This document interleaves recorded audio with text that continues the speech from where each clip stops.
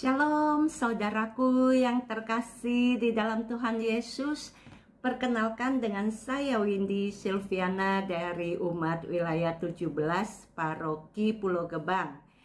Saudaraku sekalian, izinkan saya pada hari ini, di kesempatan ini, mengajak kita bersama-sama untuk merenungkan dan merefleksikan pertemuan bulan Kitab Suci Nasional yang ketiga.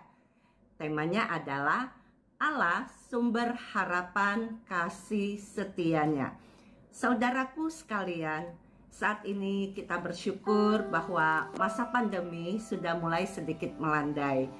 Tetapi kita masih ingat bahwa selama masa 3 tahun ini kita mengalami suatu masa yang kelam ya.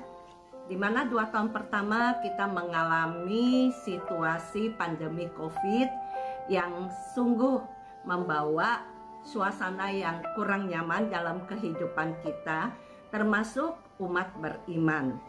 Kita tahu juga bahwa ada sebagian dari kenalan kita, saudara kita, harus mengalami situasi yang kurang menyenangkan, atau boleh juga kita sebut musibah, di mana beberapa anggota keluarga mereka harus kehilangan orang-orang terkasihnya. Mungkin ada yang kehilangan anak, ada yang kehilangan orang tua, bahkan ada yang kehilangan pasangan. Juga ada keluarga-keluarga yang harus mengalami kesulitan keuangan, entah usaha yang kurang beruntung sampai harus bangkrut.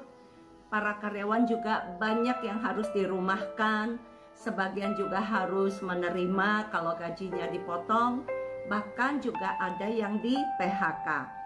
Tentu situasi itu sangat berat bagi kita. Saudaraku sekalian, di dalam pertemuan ketiga ini kita diajak untuk merenungkan apakah ketika dalam menghadapi suasana seperti pandemi yang kita alami itu, sebagian dari kita atau mungkin juga diri kita sendiri akan mengalami pergumulan dalam iman, pergumulan dalam rohani kita. Pada saat kita mengalami situasi yang begitu kelam, mungkin kita pun berpikir, Tuhan ada di mana? Mengapa Tuhan membiarkan kita umat beriman yang dikasihinya harus mengalami situasi yang kurang menyenangkan ini? Kita harus mengalami pandemi yang bahkan dengan jenis varian virus yang berjilid-jilid, yang aneka jenis. Dan kita harus mengalami masalah itu. Di mana Tuhan pada saat itu? Bukankah Tuhan berjanji bahwa Dia akan setia sepanjang masa? Belas kasihannya akan selalu menyertai kita. Saudaraku, pertemuan ketiga ini, inspirasi kitab suci diambil dari kitab Nabi Hosea, bab 6 ayat 1 sampai 6. Siapakah Nabi Hosea itu? Arti dari Hosea itu sendiri adalah Tuhan adalah keselamatanku. Hosea dipanggil Tuhan untuk menjadi nabi yang akan menyampaikan perkataan Tuhan, pesan-pesan Tuhan kepada bangsa Israel. Pada masa itu, bangsa Israel sudah jauh dari Tuhan. Mereka tidak setia lagi kepada Tuhan. Mereka tidak lagi beriman kepada Tuhan. Tetapi mereka malahan menyembah dewa-dewi. Seperti kita tahu, Tuhan memanggil orang Israel, Tuhan memilih orang Israel sebagai bangsa pilihannya. Tetapi justru bangsa yang dikasihi Tuhan itu mengkhianati Tuhan. Nah, pada masa itu dipanggillah Hosea. Tetapi ada hal yang unik dalam hal ini. Walaupun Hosea dipanggil sebagai nabi, Tuhan meminta Hosea untuk menikah dengan seorang wanita pelacur bernama Gomer. Tentu tindakan Tuhan itu ada maksudnya. Gomer selama menjadi istri dari Hosea, dia tetap tidak setia kepada Hosea, tidak setia dalam pernikahannya.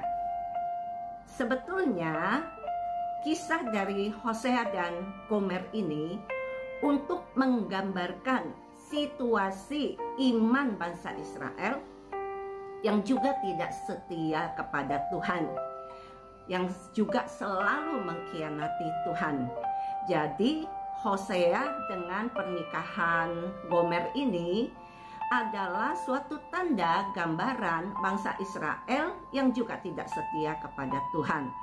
Bagaimana gambaran ketidaksetiaan bangsa Israel? Yaitu digambarkan sebagai berikut. Seperti embun pagi.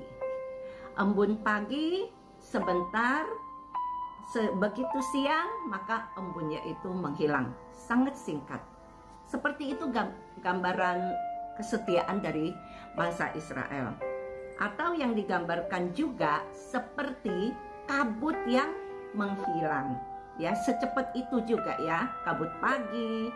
Ketika subuh ya, masih dingin cuacanya, maka kita bisa melihat kabut. Tapi begitu siang sedikit, kabut itu pun menghilang. Begitu singkat kasih setia bangsa Israel digambarkan di dalam kitab Nabi Hosea ini. Berbalik, kebalikannya, bagaimana gambaran kesetiaan Allah itu? Kesetiaan Allah digambarkan seperti fajar yang menyingsing setiap pagi. Kita tahu bahwa hari yang baru selalu dimulai dengan fajar ya, yang menyingsing, dan itu setia. Dari zaman dulu kala sampai selama-lamanya, fajar itu selalu menyingsing membuka hari yang baru. Itulah tanda kesetiaan Allah kepada umat Israel ataupun kesetiaan Allah kepada kita semua. Juga digambarkan seperti hujan yang turun membasahi bumi di setiap akhir musim. Saudaraku sekalian, kita tahu bahwa hujan itu memberikan kehidupan bagi makhluk hidup ya, apalagi bagi tumbuh-tumbuhan dan juga bagi kita manusia. Hujan itu juga memberikan kesegaran. Seperti itulah kesetiaan Allah kepada bangsa Israel dan kepada kita umat manusia. Kembali lagi kita refleksi atas situasi pandemi yang kita hadapi. Mungkin kita bertanya, sungguhkah Tuhan itu meninggalkan kita? Saudaraku, sebagai umat beriman, kita percaya akan janji setia Tuhan yang tak pernah meninggalkan kita. Zaman apapun, situasi apapun, Tuhan selalu hadir. Tuhan selalu menolong. Dalam situasi pandemi, pertolongan Tuhan itu seperti apa? Yaitu dari berbagai pertolongan sesama umat manusia. Kepedulian yang timbul, keprihatinan yang timbul. Yang satu menolong yang lain. Akhirnya perbuatan baik dari sesama kita yang mengalami kesusahan, terutama yang bisa memberi, akan menolong mereka yang sedang mengalami penderitaan.